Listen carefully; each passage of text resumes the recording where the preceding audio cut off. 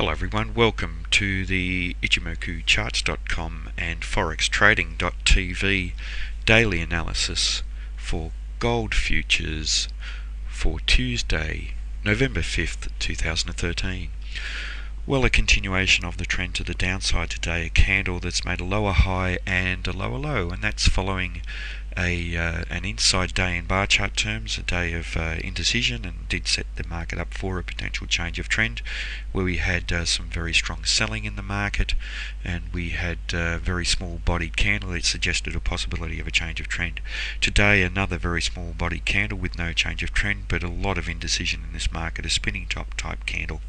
and it certainly does suggest that there is a very good possibility of the trend changing to the upside. We do require confirmation of that, so we are looking for a potential higher high and higher low. Now, for the second consecutive trading day, we've seen the market find support around this 1309, 1310 level, and the market tested down below there and was rejected from there. In the recent past, we saw the market testing down to there and saw the buyers come in quite strongly to find resistance up around 1350. There is a real possibility of that occurring again, and it is a very important area for us moving forward. Obviously, just down below there we have the 1300 round number level, so if the trend does continue to the downside, 1300 will be even more important than the 1309 level, and we do need to watch that if we do trade down there. If the market does change trend, then we do have potentially some decent support resistance around the 1320 level, and we can see here for the previous two trading days the price action was rejected from there, and then in the recent past rejected from there, but also extending up to around 1329. We should expect to see some fairly decent resistance to this market as we move forward into the trading week. If we do bounce off this level, we will be interacting with the cloud around that 1329 level, so it will strengthen the amount of resistance that we see around there, and the cloud will be becoming much thicker in size, and it will add to the depth of the resistance that the market will face if it doesn't break out to the upside soon. So the indecisiveness in this candle does set this market up for a potential change of trend, but as I've already mentioned, we are looking for a higher high and a higher low. Now, in terms of the Fibonacci extension, we're examining the relationship of the first time frame downtrend to the previous time the market is trending down,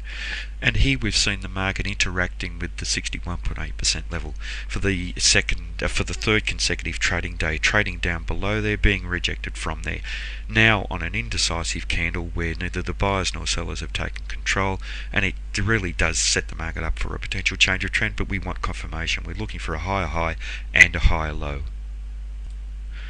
And the Fibonacci retracement here is quite useful as well. We have tested to the 50% level for 2 out of the past 3 trading days, and that 50% level coincides exactly with the area that the Kijun-sen is trading in,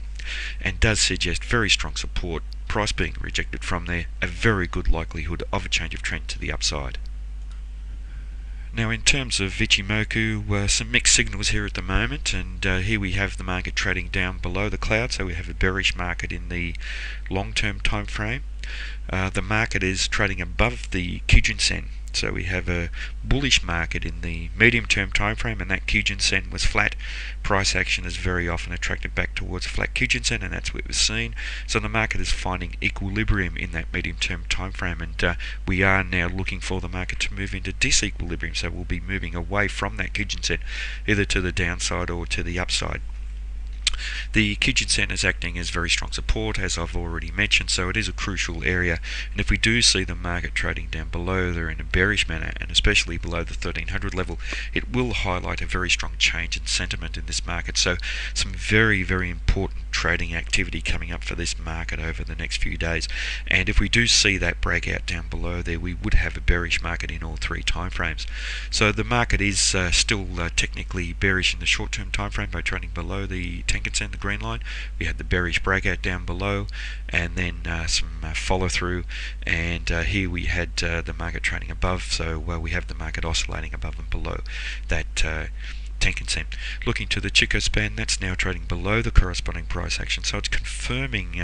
the downside momentum that we have in this market now, not in a strong manner, but certainly is confirming that, and that might not hold up for the next few trading days, but it does suggest that there is a possibility of this market continuing to trade down. So crucial to this market over the next day really is how we react to this 1309 level and the Kijun-sen, and also the 1300 level. But we really do have quite an indecisive market that's bound by very strong support below, but some solid resistance overhead around the 1329 level and just above.